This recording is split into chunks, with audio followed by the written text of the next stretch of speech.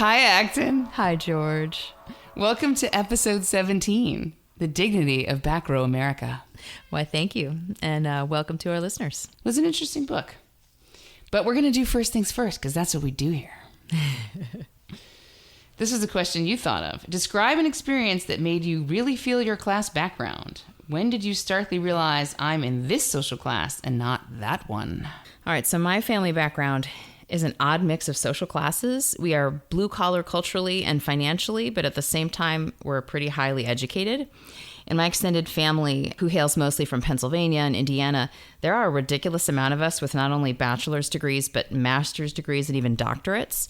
And yet, like my people on both my mom's side and my dad's side are all blue collar evangelical conservatives who eat at McDonald's, shop at Walmart, watch Fox News, have furniture from Goodwill, and collect stacks of Reader's Digest in the bathroom, alongside, having bookshelves of classics that are stacked too deep. So I've come to realize that's a very odd cultural mix. More odd now, perhaps, than it was 140 years ago. That's true. But yeah, it is odd now. It felt normal to me growing up, but I haven't met very many other people like me. I think it comes from the fact that so many in my family were pastors or like missionaries to Africa or South America, or they were Midwest academics and teachers at Christian colleges.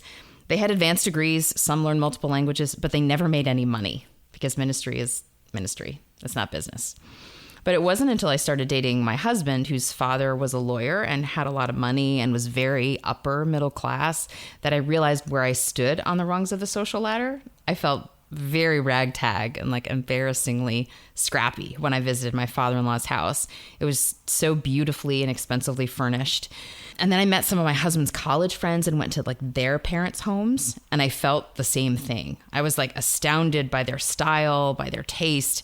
I felt keenly that the beauty of their homes and even like the slim stylishness of the moms, like slim, snazzy, I exercise kind of moms. I got the blowout in my hair. That was a whole thing. Like I had never met women like that before. And I was like, whoa. That is definitely a class thing. It's definitely like, I realized that was directly related like to the money that they could spend on those things.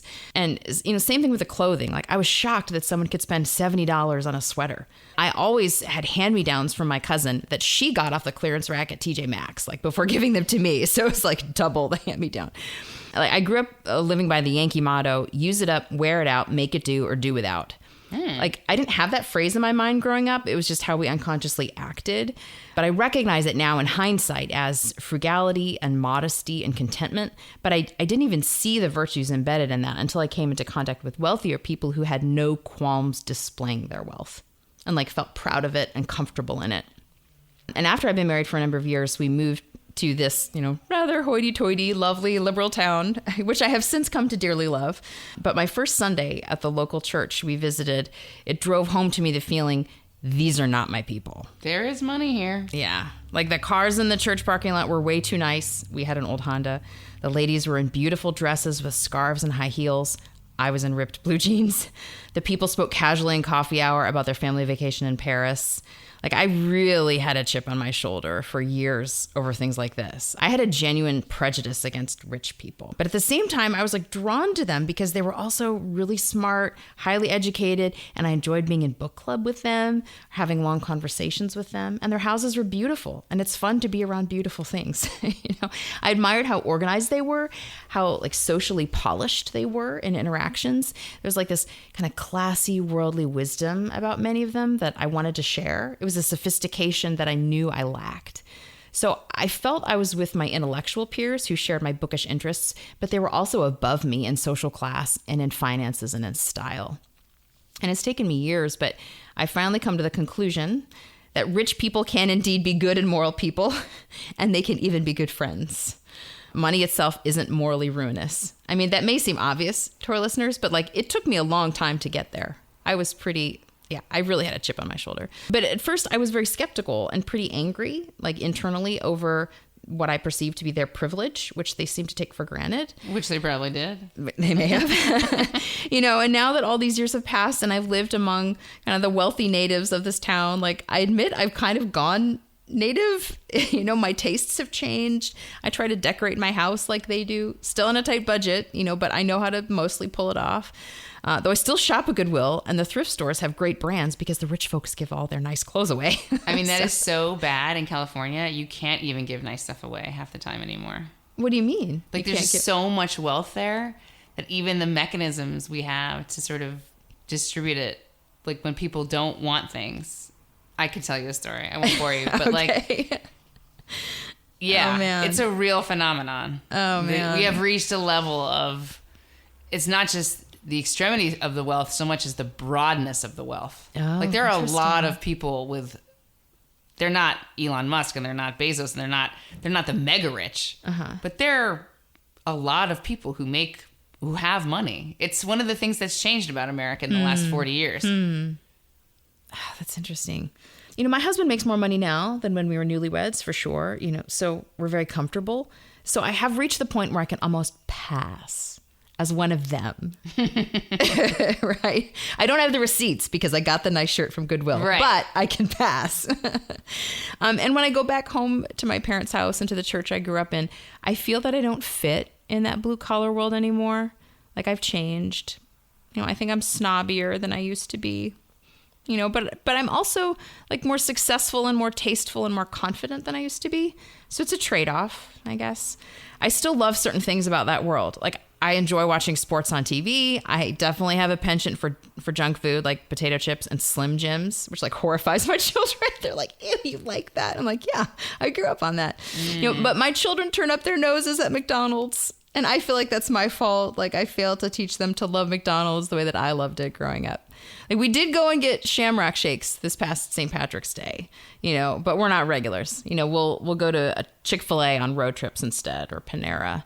So I feel like I'm kind of a class traitor. Like, I grew up loving Dunkin' Donuts, but now I'd rather drink Starbucks instead. So like, oh, for shame.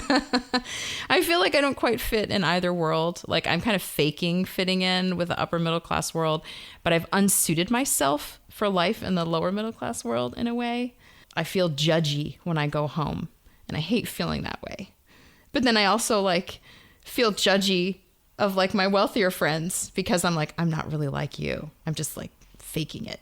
You know, like, so I just feel like a judgmental jerk all the time. I don't really fit in. Well, fit is a relative concept, right? I mean, that's a fascinating story. I think part of getting older, you're entering middle age, whenever that begins. There's enough decades that have passed since you were a child in your parents' home that you naturally come to sort of see your own adulthood. You can actually compare adulthoods now, especially you, since you have children. That I mean, I think people without kids in some ways don't age the same way because they're busy with themselves in ways that people who are parenting can't be to the same extent. So I would think of it maybe as, instead of betraying your class, like it's like more like a boat. Your boat sailed into different waters, and so its level comes to reflect its surroundings. Yeah. Yeah. Because, I mean, fitting in with other people is a human norm. If it's the person who moves somewhere and doesn't start to conform and adapt and adjust and assimilate, that person is the odd person out, literally. That's true. I think many people, as you describe, manage to change economic classes. And usually this happens by getting a well-paid, stable, white-collar job. Although, of course, that vector conceals the fact that many people whose jobs we would never consider white-collar can be very high-earning. I'm thinking like car dealerships, or even people who work at like some positions at banks or plumbers. Like, some trades are very high-paying. Yeah. So white-collar work represents not just economic class, but social class, because the vast majority of people who work in that world come from a class background that has this sort of expectation or normalization of a corporate screen jockey job. You know, that's the obvious respectable choice, you know. This is a real thing. My mother's transition to a career in law changed the economic status of my family immediately and permanently. I mean, she just went from, I think she told me that her salary doubled. Wow. Between social work and her first year as a lawyer. It might have even been more significant than that. Part of it is just the time when this was taking place. That was just, we really need to read Coming Apart on this podcast, because every podcast I talk about it. But in Coming Apart, Charles Murray talks about how there was this inflection point where all of a sudden knowledge work became just so much more economically valuable. So it became feasible to send me to private school, which injected me into an environment of people who could also afford private school. So that was in 4th grade. So, I mean, any sort of class differences that I would have been observing in public school, I was too young to really internalize, really know about. But at the same time, the fact that my parents took me overseas when I was a teenager, including pulling me out of school once because we wanted to take advantage of this business trip that my mom was going on for her law career to go to London, that opportunity was always presented to me as something my mom wanted to give me that she hadn't had.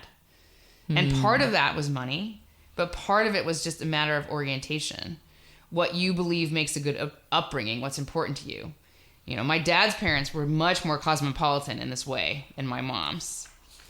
My dad's parents traveled frequently, including an all-around-the-world trip when my father was 13. Like, that's where they put their money. Like, when we cleaned out their house when my grandmother died at, like, 100, they still had, like, particle board furniture. They spent, like, nothing on that. Wow. They did different things with their money. Yeah. They lived...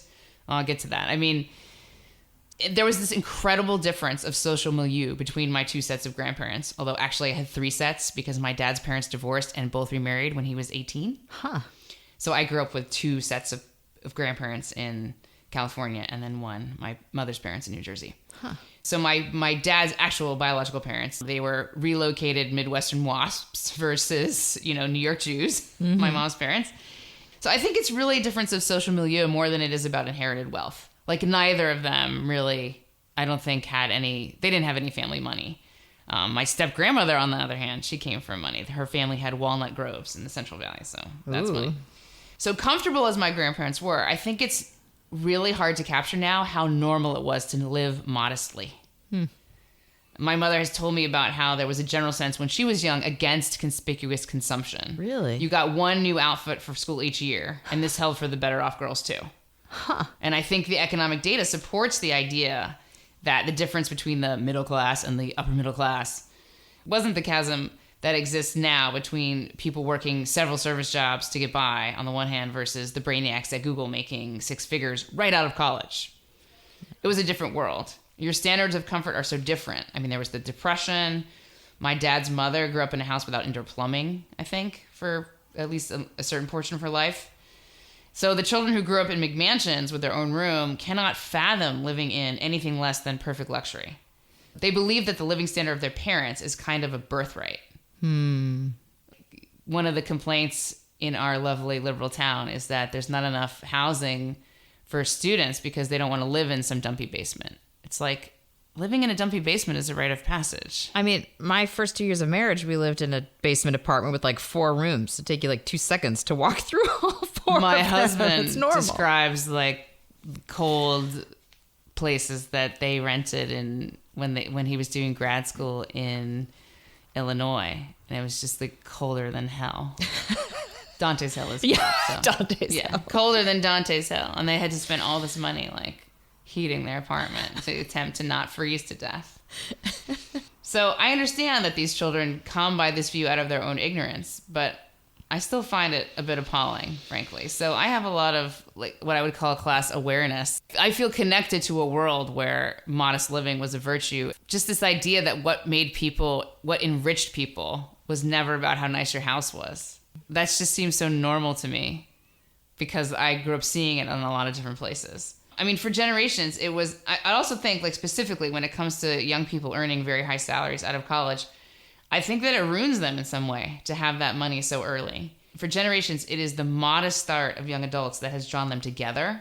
The context in which they form friendships, cohabitations, marriages, Yep. What happens to the contentment of making it? If you make more than your father does when he's like in his 50s and you're exiting college, I don't think a good thing happens. Yeah. In particular, what happens to a world in which that is happening, where I read this somewhere, like a 2-bedroom apartment is unaffordable in like a huge amount of U.S. cities if you work 40 hours a week at minimum wage. Oh. So this whole thing is such a far cry from the America of my grandparents.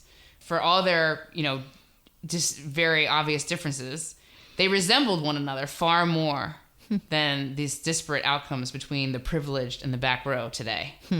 Not to mention the fact that, they lived in one media ecosystem, right? The San Francisco Bohemians and the New Jersey suburbaners have the same 3-4 television channels. Although actually my grandparents in San Francisco never had a television.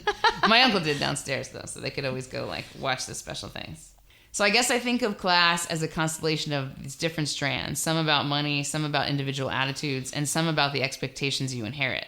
I've never been poor or had to worry about being poor, although my parents were poor when I was young, but I don't remember. So, Yeah. But when I didn't make a lot of money, I knew how to live within my means because frugality was sort of like a virtue. It was a value. You just took it for granted that money wasn't to be wasted, right? You taught the values of saving, the importance of charity. I understood that both that money didn't make you happy and that wasting money was wrong. Money is a means, not an ends. I'm really trying hard to live with that understanding much more consciously these days, since I am doing this sort of pre-retirement thing where I'm quitting my regular job and we're going to podcast it up, baby. So I'm going to focus on, things that matter to me, and that is a huge privilege. I take to heart Chesterton's saying that the rich man has already been bribed. Ooh. That resonates with me because, and I take that to mean not that the rich cannot be moral, because certainly you can, but that they can only be appropriately generous, which is an essential moral quality, when they're not operating in a moral universe that prioritizes preserving their own wealth. So I see, I think class is absolutely real, but I don't think it's one thing. It's not just money. It's not just values. For me, it's been particularly inflected by what it is that really makes you excited about being in the world. Because obviously, like having a PhD sets you apart. But at the same time, it didn't catapult me into a world of value like the same way that my husband's degree and PhD in computer science gave him a career. Or could have hit, and he chose an academic career, which is much less remunerative than a career in industry. Class is both those things, right? It's money and what you do with it. Do you travel the world? Do you have a big fancy car?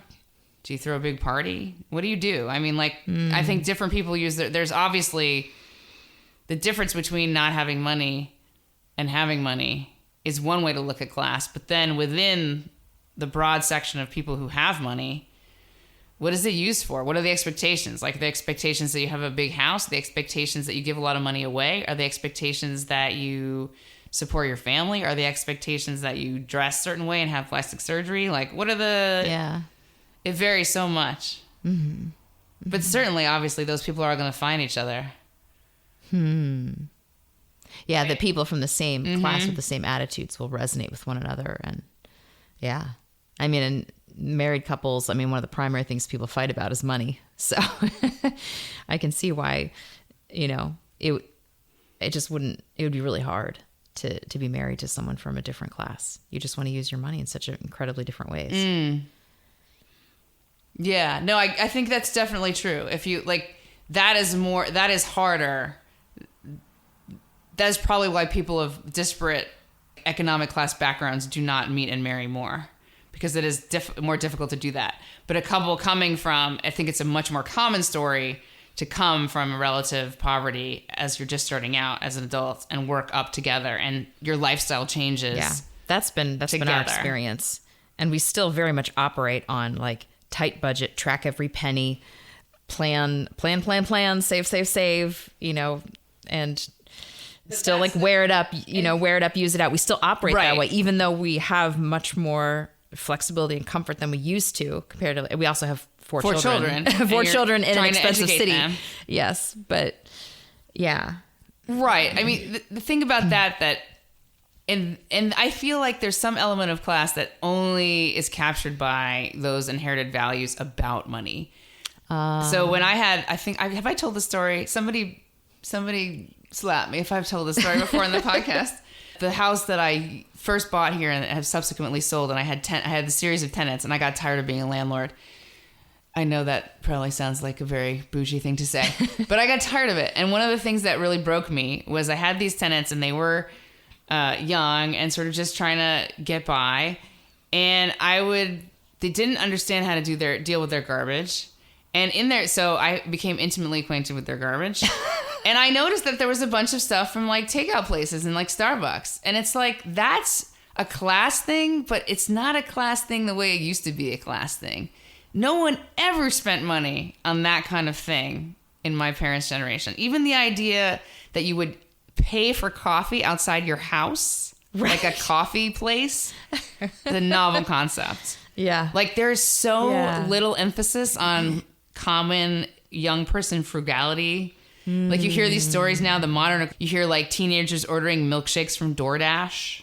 You know, like what? Just ridiculous things that would have never occurred to us in our wildest dreams. And like, I speak as someone who could, you know, I'm an only child, and I would be like, my parents would be like, "Do you need money?" And I'd just be like, "Sure." They just give me money. Okay, wow. Because there was this trust that we had established you know, you'd use it well. I'd use it wisely, which I mean was true within a certain idea of teenage reason. But we've moved away from this idea that everything now available has to be available to everyone. There's sort of like this idea, and of course this isn't really true at the level of really rich people. Like really rich people live in a world we don't even see. Yeah. Like they're there, but we don't know it. Mm-hmm. But in terms of the rest of us normies, even if we are like, you know, some of us are in the top 5% or top 1%, but the top 0.00, those people exist on another planet. Yeah. But for the rest of us, there's this idea that there's this sort of false democracy of purchasing power. And I feel like it does the poorer people, the less wealthy people, a huge disservice. Because you could, if you never went out to any of these places to eat, if you just cooked at home, you could save a lot of money. And that used to be taken for granted. I mean, my mother says like, "Oh my God, I can count the number of times on one hand that I went out to eat with my parents when we were growing up." They never took a vacation in a plane. They drove everywhere. Right. I mean, yeah, that was us too. Exactly. Yeah.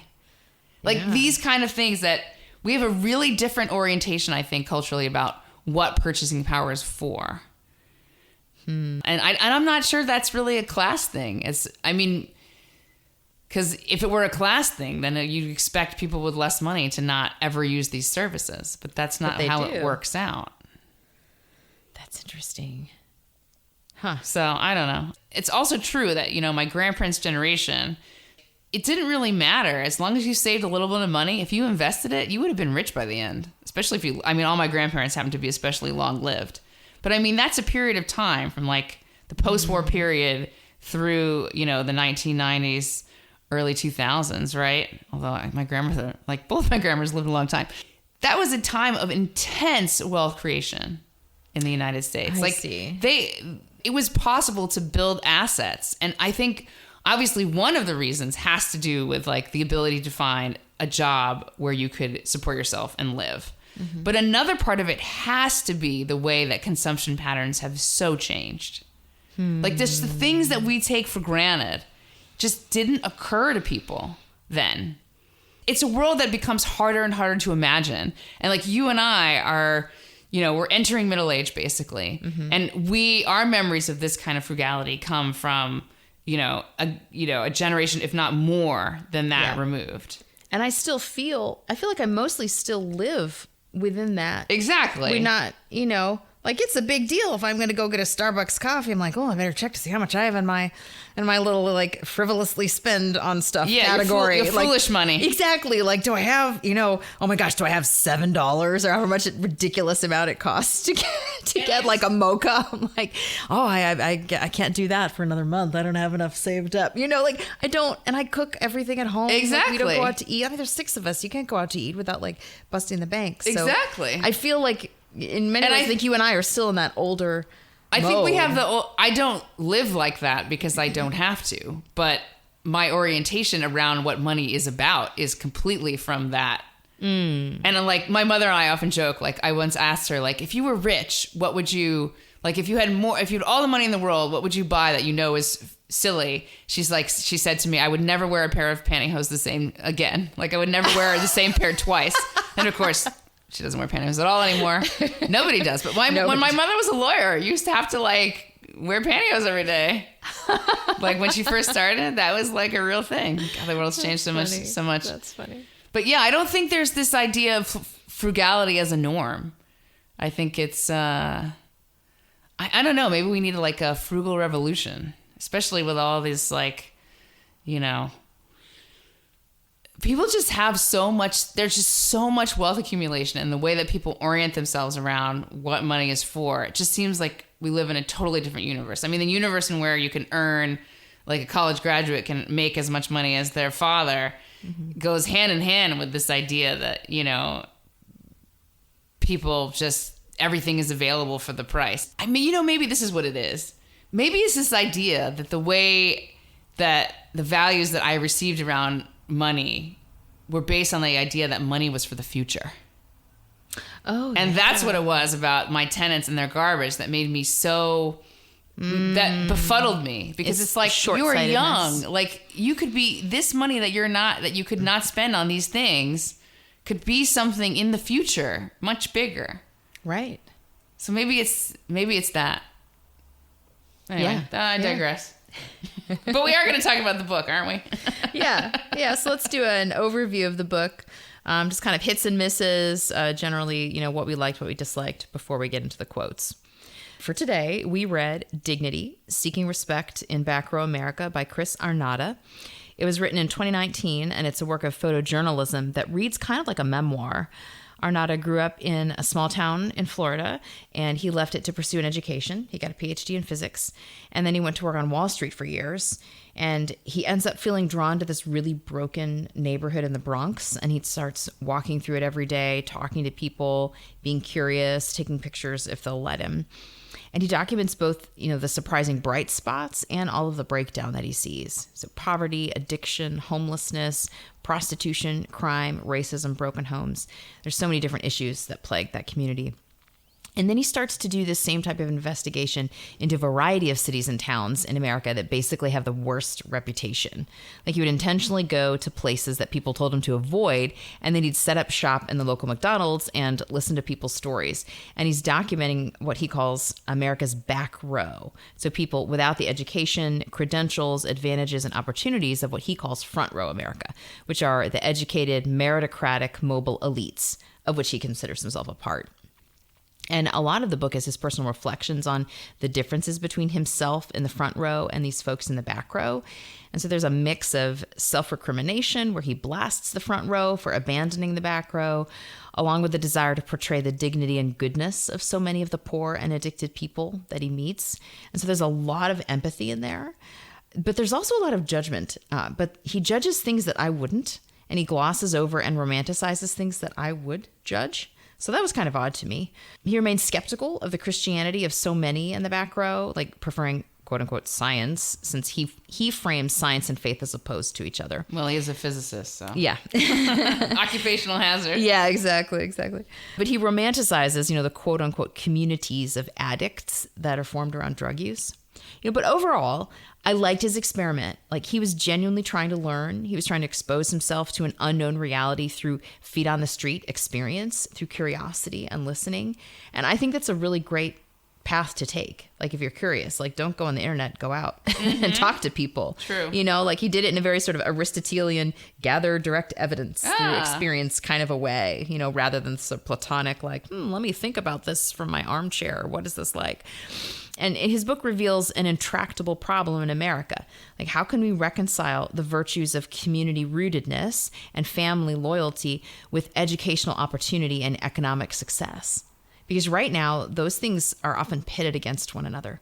And only the very lucky few can both stay near their family of origin to maintain in-person relational care and also get a great education and have a successful career doing a job they love. The system we live in makes most people choose one or the other, or be kind of put into one or the other track, whether they want to or not, and which is kind of perverse, in my opinion. And it also screws over the people who get left behind while congratulating the people who escape. So I appreciate the way that his book highlights that problem. Yeah, that observation is probably one of the most valuable parts of the book. I think he has a lot of blind spots for sure. But what I really appreciated was I found his engagement with religion interesting. And although I also think there's a valuable riddle in his conclusion that the front row and back row of America are both intolerant of one another. I'm going to read a quote about that. My teenage self had been a judgmental know-it-all, yet even understanding that now, I was right to have left my hometown. I wouldn't have been comfortable living there. The back row wasn't for me, it just wasn't who I was. I valued science, and I valued different living experiences, and I believed I valued the true equality of all races. A community built on non-credentialed value, place, faith, and race didn't work for me and excluded me. It excluded and excludes many, many others in far worse ways, many in the neighborhood I was now standing in. My hometown was still deeply segregated and divided by race. Sure, New York City was racially divided. Sure, my wealthy neighborhood in Brooklyn was exclusive, but it at least strived for racial inclusion. Put simply, my home's intolerance didn't fit my intolerance. My intolerance, like many in the front row, was credential-based. So the riddle as I see it is that Arnauda sees himself as both the most sympathetic to the back row because of his progressive values, but at the same time admits he ultimately doesn't really want anything to do with these people. The book itself, a piece of research, and you might say, given the photographs that accompany the essays, art, expresses this ambivalence. He is curious and sympathetic enough to spend a lot of time walking and talking in these places, but he is convinced that these places are not for him. Isn't that weird, though? Isn't that thoroughly weird to go on, and he does, about the effects of racism on many of these communities, but at the same time remain truly convinced that he, who is, of course, not racist, that he genuinely cannot belong in such a place? That's the riddle. His very goodness keeps him apart from these people. And that makes me very, very suspicious of this goodness. Not to mention the fact that his comparison of front row and back row, like, most of America is the middle. Yes. Like, you know? It's not the, it's not the people who are down and out. It's the people who are working jobs and getting by, maybe not making a lot, certainly not as much as other people are making. But, I mean... But they have a roof it's over not their like heads. it's the elites and then, like, the massive underclass. There's a huge middle class in America. Right. Otherwise, it wouldn't be America. That's right. It's most people. But he doesn't seem to acknowledge that. It's like you're either a quant on Wall Street or you're a drug addict prostitute in the Bronx. Like, there doesn't seem to be a lot of acknowledgement that the dynamic has to be more complex than that. And I'll probably say a few things about that as we go on. All right, so let's get into another quote. This is the section called McDonald's as Metaphor. He writes, "What all the places I visited had in common was that all were poor and rarely considered or talked about beyond being a place of problems. All have been described as left behind, despite some, like Hunts Point, Brooklyn, being adjacent to rich and successful neighborhoods. Residents growing up in these communities faced immense structural obstacles, and some, like minority neighborhoods, had for a very long time. Despite their differences, black, white, Hispanic, rural, urban, they were all similar to Hunts Point in one important way. Despite being stigmatized, ignored, and made fun of, most of the people I met were fighting to maintain dignity. They feel disrespected, and with good reason. My circles, the bankers, business people, and the politicians they supported, had created a world where McDonald's was often one of the only restaurant options, and we make fun of them for going there. We pretend that the addicted take drugs because of bad character, not because it's one of the few ways they have to dull the pain of not being able to live good lives in the economy we've created for them. We tell them that their religion is foolish and that they shouldn't expect to earn a living unless they leave their hometowns. We say the white working class is racist, while the policies we endorse hurt the bulk of minorities. It is not surprising that some have responded with cynicism or apathy or rebel in anger." So this essay was republished by the Free Press after Trump did the McDonald's publicity stunt. And he's trying to capture, I mean, they republished it, he was saying how, the view on the effectiveness of that PR move was totally missed if you're an elite, because McDonald's has no resonance for you. But he's trying to argue that for a lot of people, McDonald's is like the quintessential American thing. Oh, yeah. And they don't care that Donald Trump, they don't care about the sort of effectiveness of it. They don't care about the play acting part of it. What they care is that it's an icon for them. Yeah, it's like our place. It's our place, exactly. Yeah. But I find it interesting, actually, that he's using one of the most universally recognized and successful American businesses ever, McDonald's, to paint a class divide in America. You know that famous part in Super Size Me where, what the heck's that guy's name? Morgan something. He died. Okay, show notes. Anyway, about how the McDonald's arches are like more recognized than Jesus or something. Oh, no. Really? Maybe not more, but I mean, like, Ronald McDonald's is like iconic, and this is like cross-cultural, right? But just in the American context. Because of its very franchise nature, McDonald's cannot stand in for back row America because there are McDonald's everywhere. Indeed, probably most of them are in places where the customer base is, if not front row, then the bulk of the theater, to continue with the seating metaphor here. Well, I won't disagree that many so-called elites think McDonald's is low class, but might eat there anyway if they personally enjoy it. The vast majority of people do not think this way. Yeah.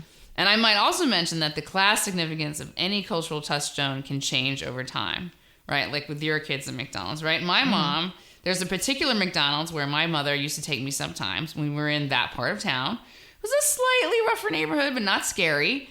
And not, to my child senses anyway, any less of a place than I belonged, race or class-wise. It was just, it was a McDonald's, it was there, and it's still there. Because I was just there in that neighborhood in my recent trip to California, so I can report it is looking renovated and spiffy. Nice. Yeah, it's got the sort of modern redo, because a lot of those franchises have done that. Mm-hmm. So I guess what I'm getting at is that I think this stance where McDonald's is serving as some sort of a political symbol is more a product of the politicization of everything.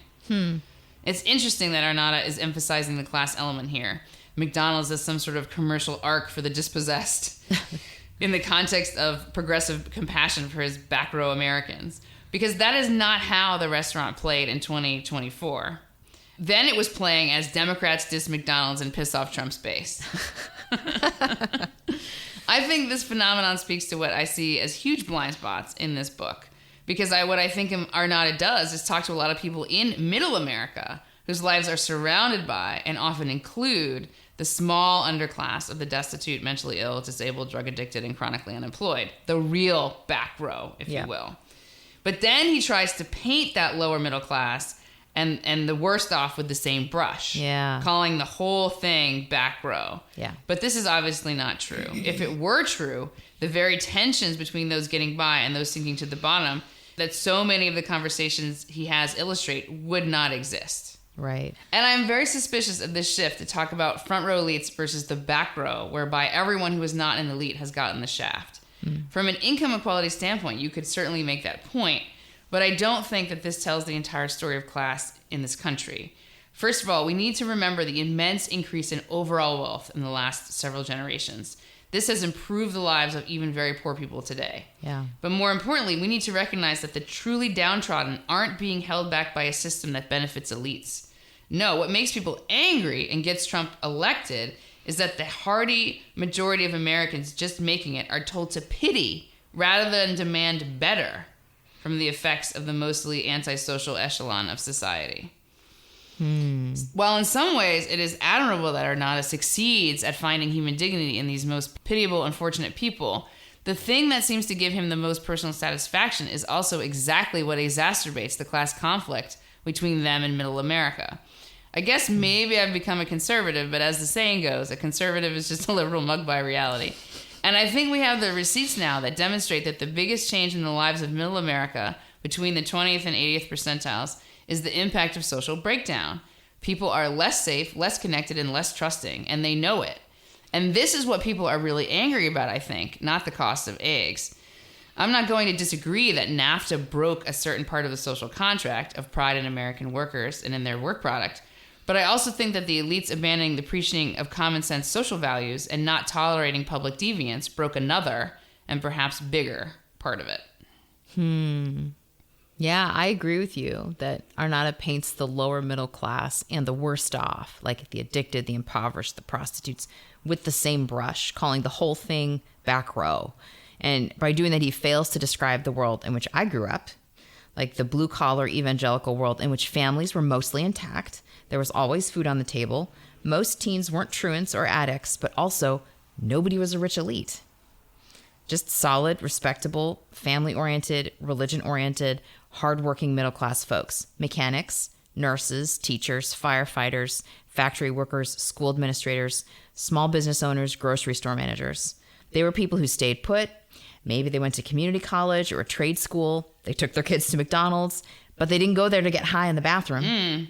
Right? Like, I feel like Arnada assumes that a lack of opportunity automatically leads to drugs, crime, prostitution, and broken families. It's like he wants to take away from the back row their own moral agency, as if they were incapable of living or choosing otherwise because the front row screwed them over. And his book is like a mea culpa. But the fly in the ointment of that argument is, the bulk of theater, like you were talking about, the folks in the middle or in the back, but not the very back row. And those folks are making better choices than the very back row, even though they lack not all, but a lot of the opportunities too. Like the town I grew up in Connecticut, It had been a wealthy mill town in the 19th century, and there were all these, beautiful old Victorian homes in the downtown area from that era. And we got tons of immigrants into the area to work at the mill. But after World War II, the mill died out, and so the town became poorer for sure. But it was still pretty family friendly. Like half the town is Latino. Most of them are Puerto Rican. Like half of my classmates in school were Hispanic. So there was always like a religious and family oriented flavor to the place. Like lots of churches, plenty of 2-parent families. Sure, we had our druggies and our dropouts, but they were the fringe. They weren't the center. They weren't the majority. And I knew which neighborhoods to avoid when I was walking home from school, but the whole city wasn't one dangerous neighborhood.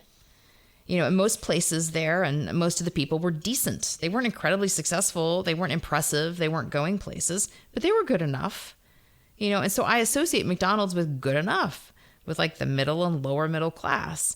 And in my experience, people in that economic bracket who haven't fallen through the cracks into poverty and despair, but who also aren't considered successful, those folks really don't want to end up at the bottom of the barrel. Like they worry about their kids. They don't want bad influences around them. They worry about crime.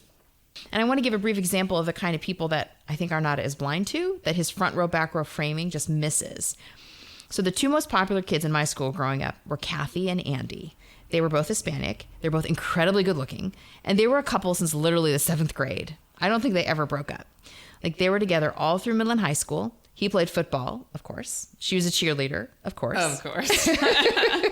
They didn't get particularly good grades. They weren't in any of the top level classes, and I know that Andy's parents were divorced because his mom was remarried and she went to our church. Andy never came with her, but she was there.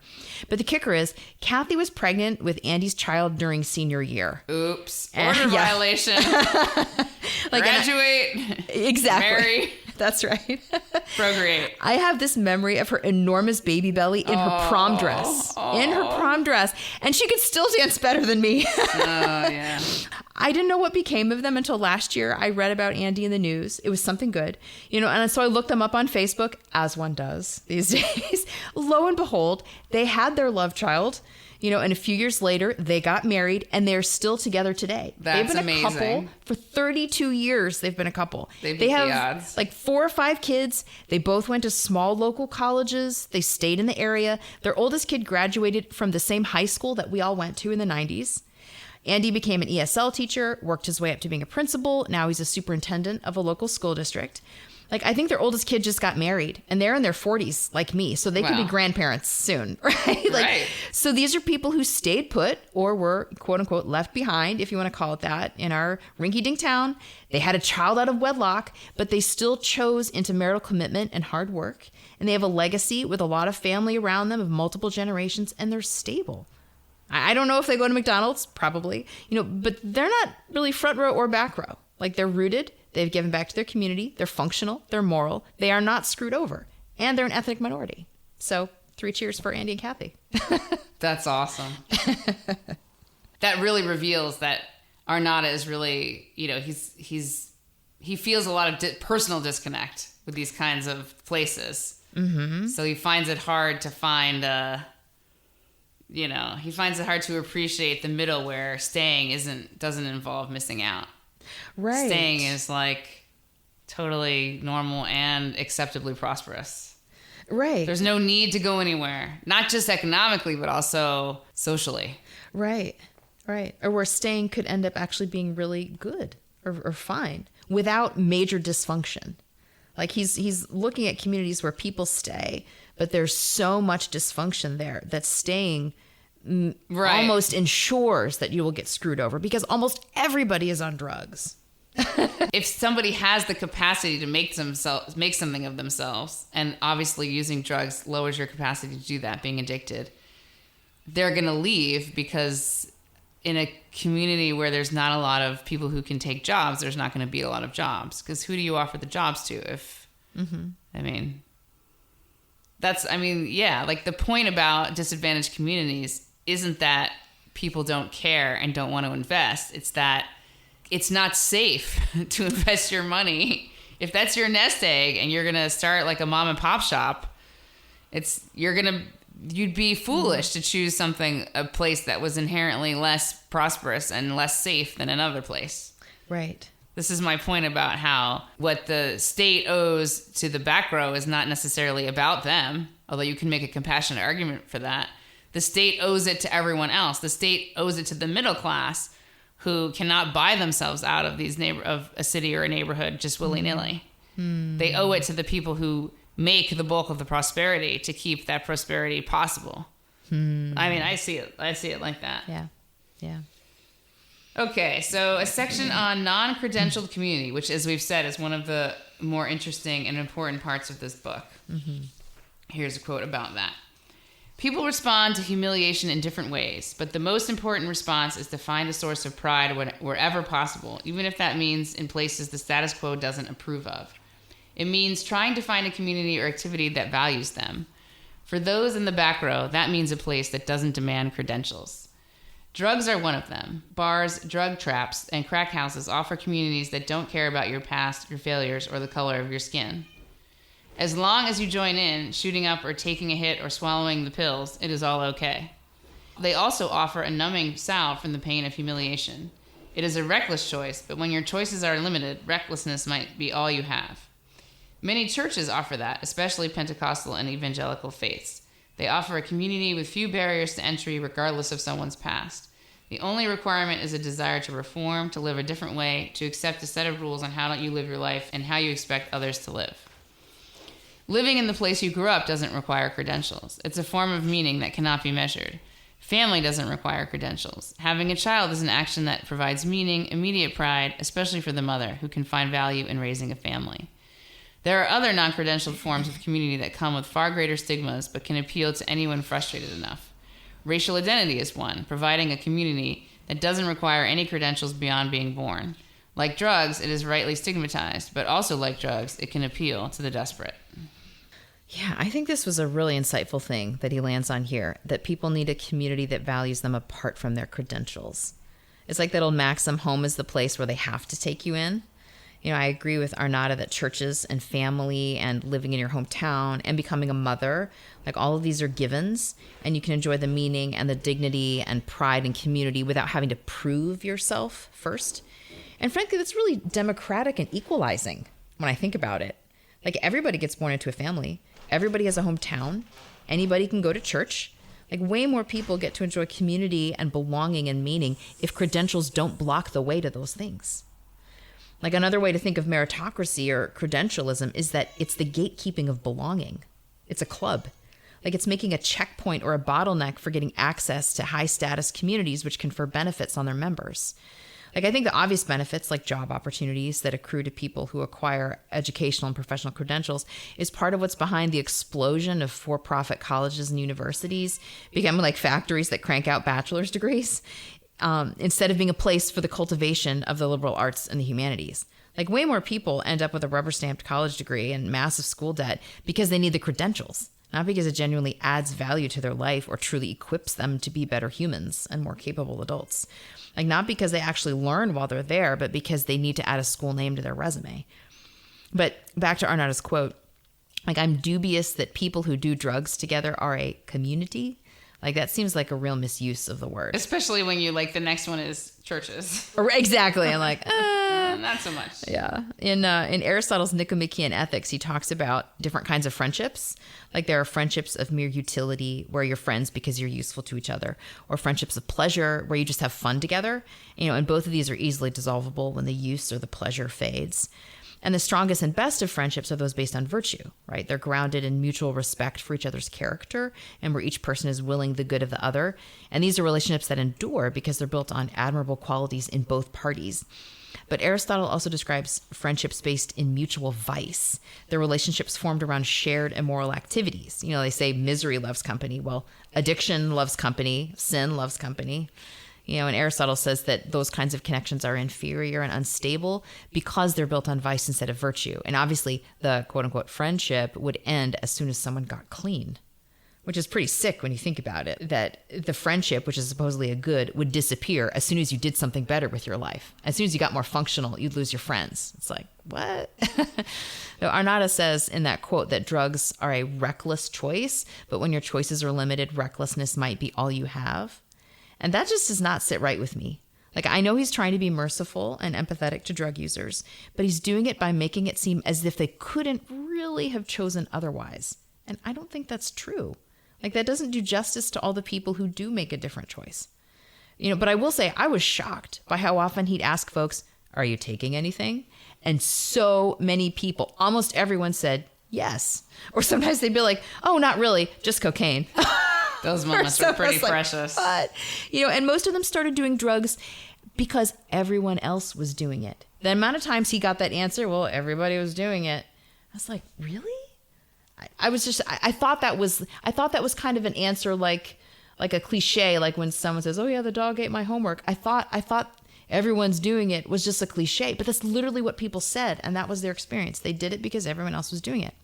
And that's a pretty sick kind of, community when it takes innocent, struggling people and turns them into addicts. Like, you don't want to be a fellow communicant with someone whose Eucharist is heroin or meth. Like, you don't want to be joined into one body with people like that through that means. Like, a crack house is not a church.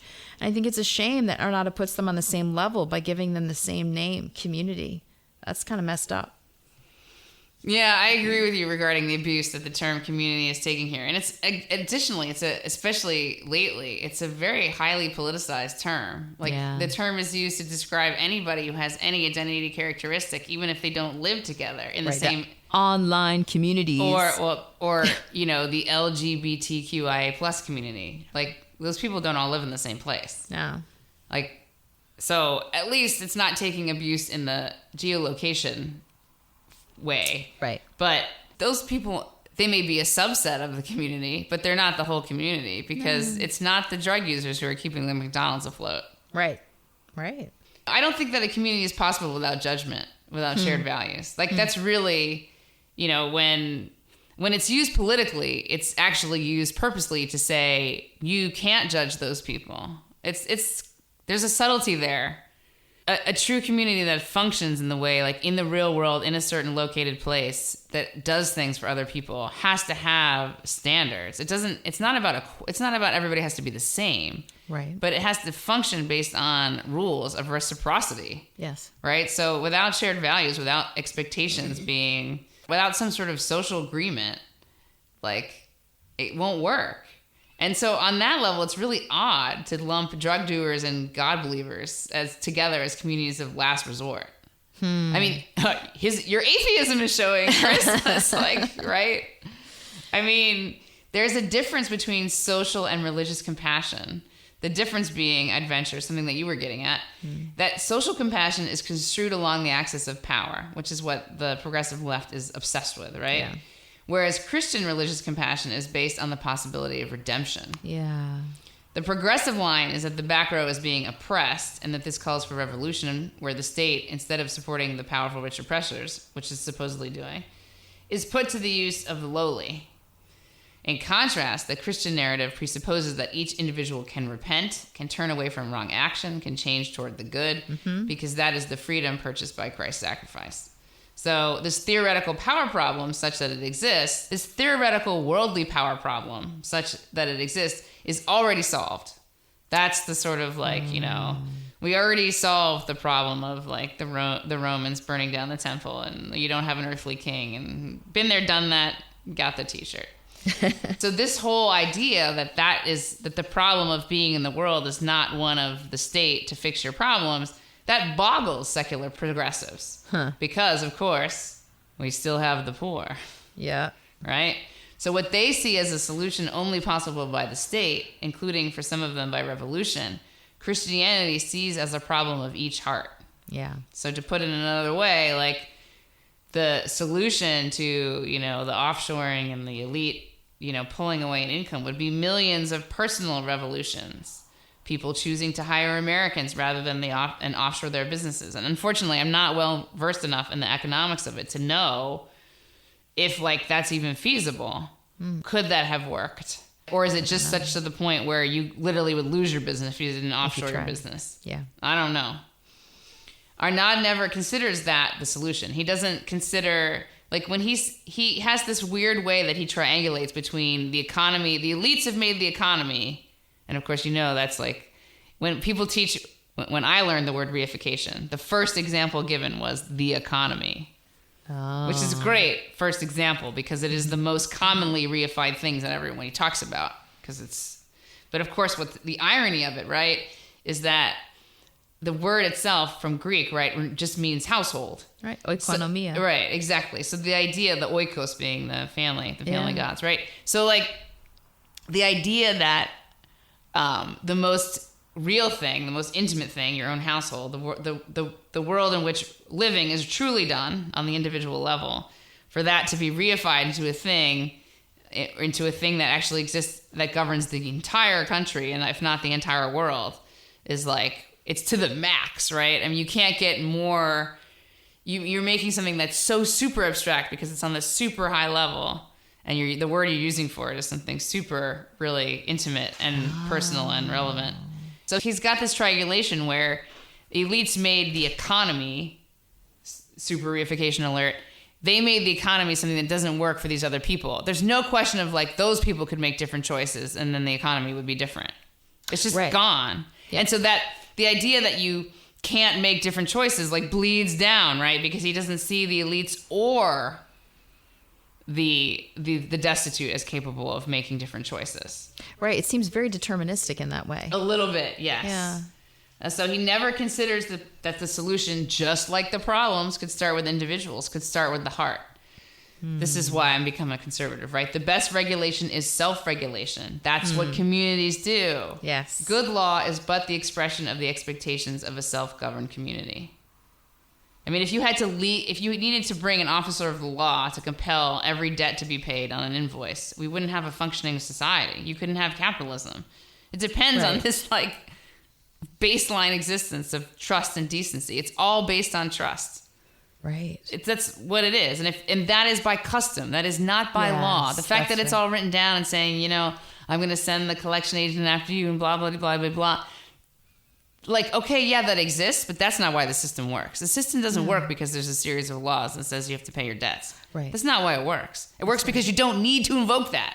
That's right. That's right. Because of family culture, because of custom. Because of, this is just who we are. This is what we do. We pay our bills. Like, we don't stiff people. Like, right. That's what makes it work. It's a communal So it is conscience. individual. It is like, it is working at the level of self-regulation. Mm-hmm. I don't know if it's like a unconscious thing where he wants to disavow his own. The alternative version of the story is where he goes and he ends up living in one of these communities and giving his life to it. Right. But that's not the story. No. And it's weird, right? Because it's neither. It's a neither here nor there story, right? Because at the time that he does this, he takes weeks to go on these trips, and he has like a wife and kids. Also weird. Just saying. Yeah. Just saying. Yeah. That struck me too. And the way that he talks about when he's like away from his wife and kids, you can tell he feels a little bad about it and that it wasn't a particularly good thing. Like they weren't like happy about that. Yeah, I mean, it's odd. And obviously on this mission, he can't like bring his wife and children. I mean, it's his own little thing that he's doing. So I don't know. Be interesting to hear what his wife thinks of all of it.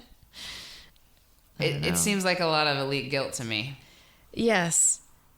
Yeah, it does. And to project that guilt into a system seems like a little bit of a refusal to make a personal change. And never has there been a time, I mean, speaking as we are here in, what is it? Well, it's Easter weekend, right? Yeah. We are all peasants. Even the wealthy of us are peasants when it comes to the machinations of the worldwide economy, right? We don't get to decide if the stock market goes up or down. Right. Certain people seem to be able to do that, right? I mean, if there was ever a time to feel powerless and to feel like the only change you can make is your own economia, your own oikos, right. It would be now. It would be now. That's right. Well, in this next section, religion as truth, not cope. Here's what he writes. When I walked into the Bronx, I was an atheist. Something I was sure about. Standing years later outside the Gospel Lighthouse in Bakersfield, I wasn't so sure. To my educated lifelong friends, I might have said I was now agnostic, or still an atheist, but one who appreciated religion. To those inside the services, I would say, I appreciate the power of faith, or I understand the power of the Bible. To the more direct and blunt questions, yes, I read the Bible now and then, but I wouldn't call myself religious, or I have not been saved, but I do read the Bible. None of it was a lie, but the more direct truth was that even after I had come to see how useful religion was, I still attended services as an outsider trying to understand why faith drew so many people to it, why it seemed to comfort those who needed it the most. In the language of the church, I wasn't yet saved. In the language of my friends, I was a scientist trying to understand religion. I now couldn't ignore the value in faith, not as a scientist, not as a person who claimed to want to learn from others. Yet I still saw it as a utility, akin to a McDonald's or even drugs. Something popular because it worked. Yet after attending hundreds of different services, I was beginning to realize that there was more to it than that. My biases, my years steeped in rationality and privilege, were limiting a deeper understanding. That perhaps religion was right, or at least as right as anything could be. Getting there requires a level of intellectual humility that I am not sure I have. I had come back to my hometown because if I was going to document the back row, then I needed to look at my own town. Yet it took more than 5 years after I started my project before I had gotten around to doing so. I had stayed away despite an affection for my old neighbors, childhood friends, and others in the community because I didn't feel I belonged there. After I finished high school, I left, escaping into a series of colleges that ended with me working on Wall Street. In that time, I didn't look back. I didn't care to look back, didn't understand why anyone would want to look back. I had left because my hometown wasn't for me. I was bookish, politically liberal, into science and math, and my hometown by and large wasn't, and made it clear that I was different. When I was a kid, I joined in, going to the Catholic school 1 block from my house. I had been an altar boy and loved church because everyone around me did. As I grew older, I read more and more, and I ended up leaving the church, escaping into what I then saw as truth, science and history books.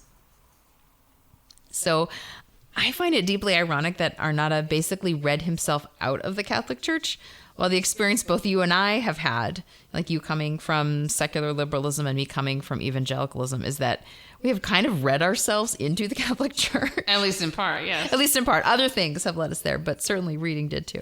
Reading church history and reading about the science of biological evolution led me into Catholicism out of a form of the faith that was ahistorical and anti-evolutionary.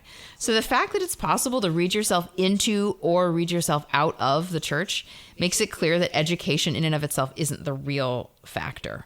Like, it's how you interpret what you learn. It's how you fit the facts together. It's what you choose to ignore. It's what you choose to make central. Like he admits, his biases, his years steeped in rationality and privilege were preventing him from gaining a deeper understanding of religion. Like there was a sense in which the particular form of rationality he embraced, some kind of empiricist materialism, I presume, led him further away from reality rather than closer to reality. And I appreciate that he's willing to admit, like, a proper approach to religion involves intellectual humility. And he's willing to admit that he doesn't have that. He's saying, I'm too proud and too trapped in the biases of my own brain to approach faith with the reverence and the humility and the awe that it deserves. You know, so kudos to him for saying that out loud. Yeah, I think that was my biggest surprise about the book, is that he was willing to go there. He was willing to at least look at what he can't see. Right. Yeah. And like you've said before, like a conservative is a liberal mugged by reality. And I think the same can be said of people who come to Christianity later in life. Like an adult convert is a person who has been mugged by reality, who's come to the end of their rope or has suffered like a moral injury and is finally realizing that they don't have all the answers, that the old systems of meaning and pleasure were insufficient or false somehow. Like it's the realization, oh, I'm in the wrong story.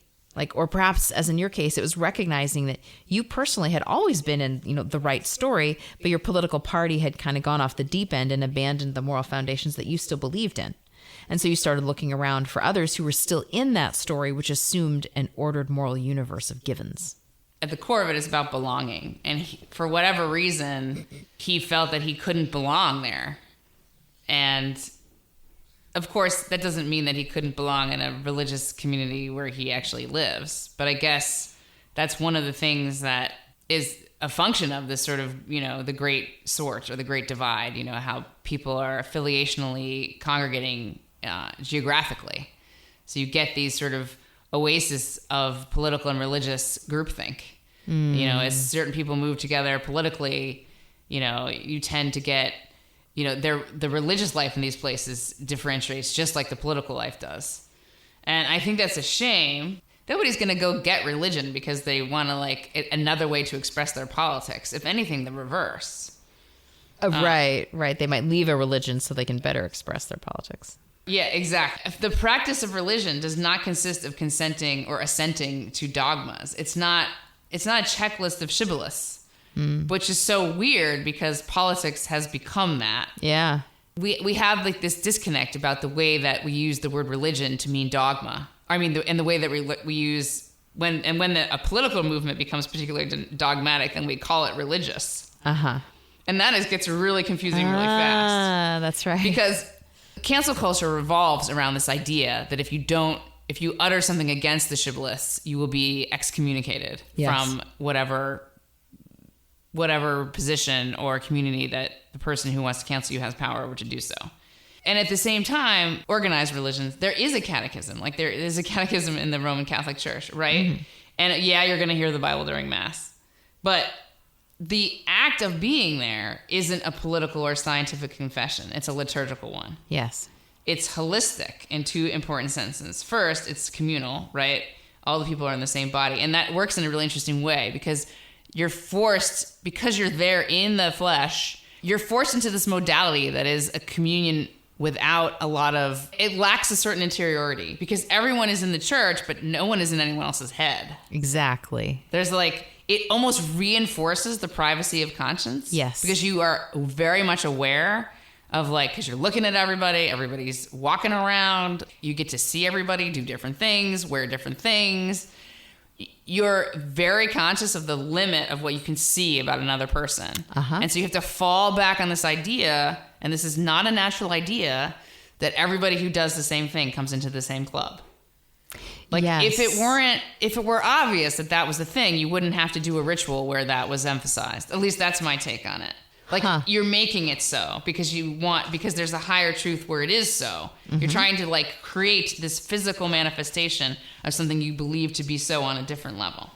So, and it's also holistic in this view of the world way. I've been reading Ian McGilchrist's opus, The Matter with Things, this ginormous book, which is like my retirement present to myself, like a ginormous book, which is centered around the necessity of the right brain hemisphere towards seeing the world as it is. So we all this, empirical materialism, scientism, it's all left brain driven. The left brain is the grasping brain, the one that is utilitarian. It has a need. It's excellent at manipulation. We need it to do the amazing things we do as humans, but it needs certainty. It needs exactness to the point of confabulation. Like it will not let you it will make something up rather than not have an answer. Exactly.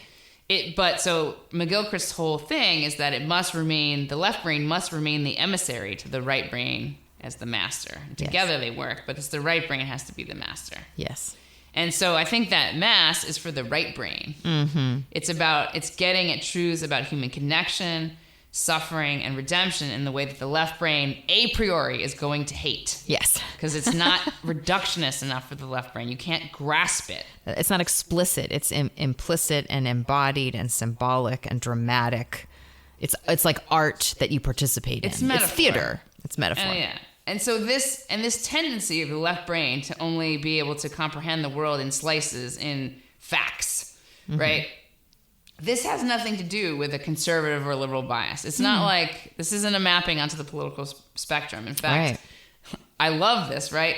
Both the folks who say the world is only 5,000 years old from the Bible and the people who say the Bible cannot be true because miracles aren't possible are doing a left brain chop shop job. Yes. Like they're saying, I need facticity, I need literality. Like it doesn't, you can do that on either side. You can be a fundamentalist, you can be an atheist. You can do it on both sides. It's not about that. That whole kind of knowledge, which has been transmitted in Western culture for now a very long time, it came out of something, a very deep, long metaphorical tradition of holistic, that is, meaning right brain led experience. And McGilchrist is on this mission to restore the value of right brain holistic viewing as truth. And when you say like all these conversations about, universities, like all these mottos of, Harvard's motto is veritas, right? Which is Latin for truth, right? When those mottos were written, they weren't talking about scientific truth. They were talking about the truth with a capital T, the holistic, traditional, rooted in a holistic view of the world, of course, in God at the time. I mean, Harvard, like the other universities, was founded. That's why it was a moment where there was where Thomas Jefferson established his university, the University of Virginia, in contrast to all those that had been established as divinity schools exclusively. Right. That was a moment.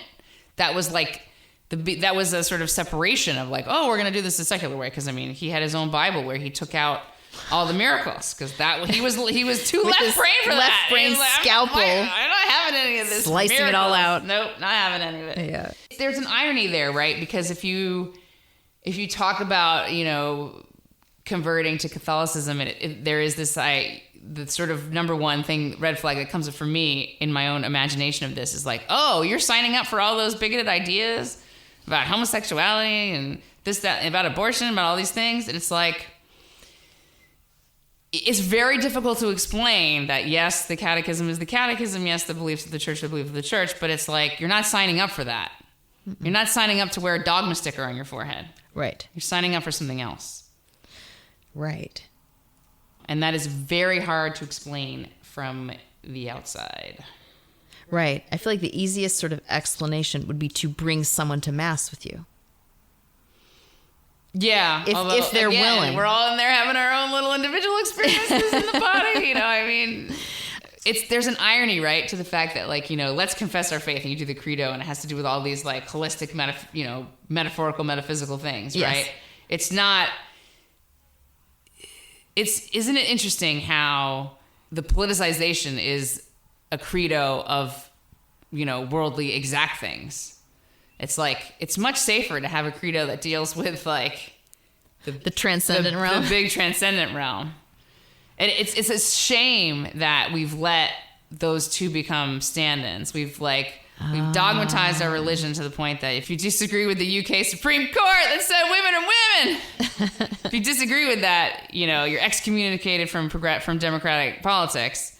But at the same time, now people think that going to church means you're actually professing a faith in political dogmas, when it couldn't be further from the truth, because right. That's not what's done there. Mm-hmm. It's not what's talked about, and it's not what's done.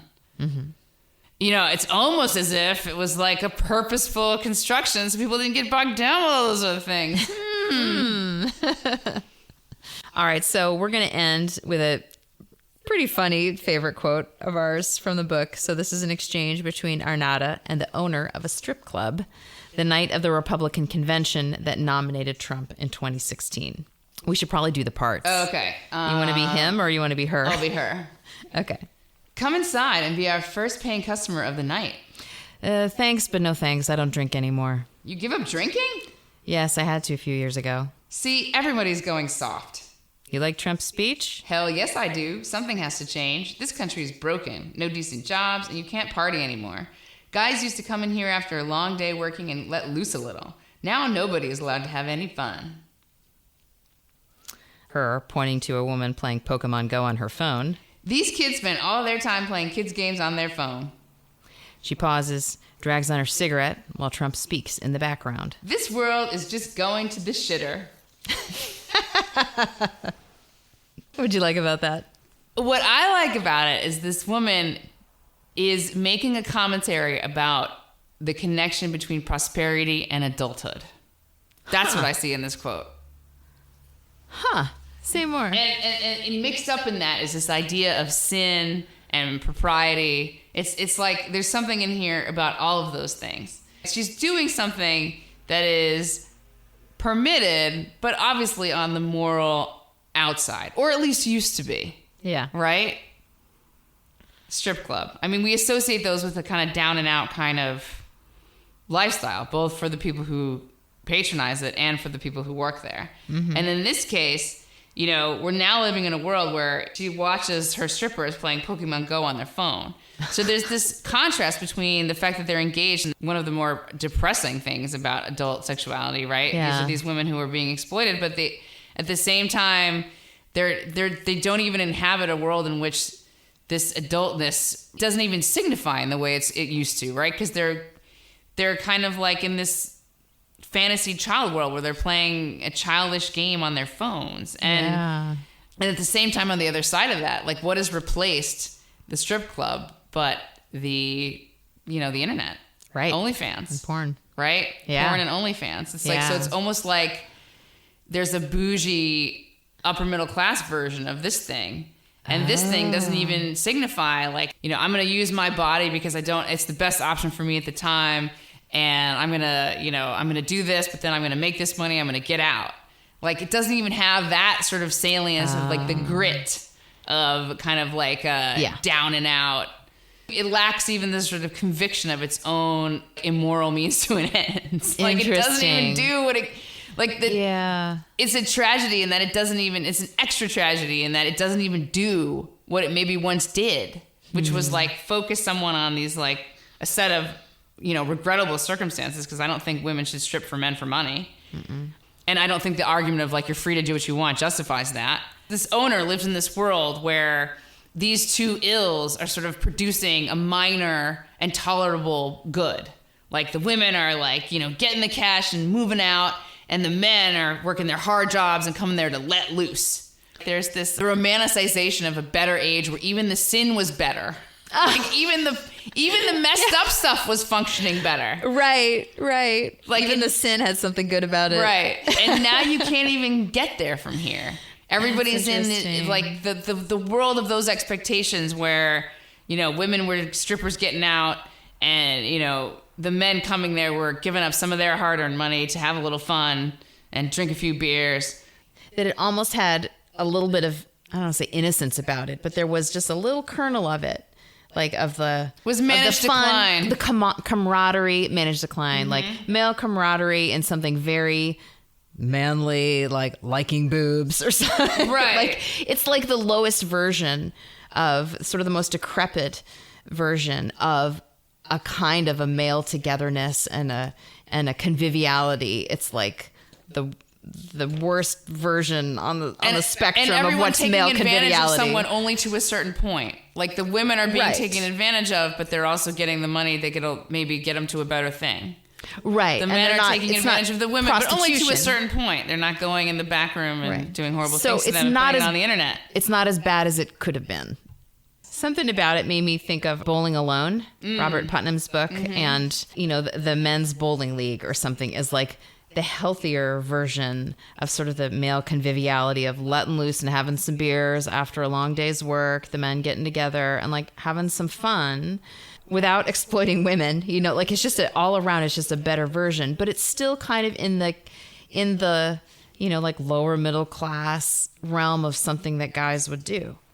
Right. In the way that the strip club is the lower middle class thing to do.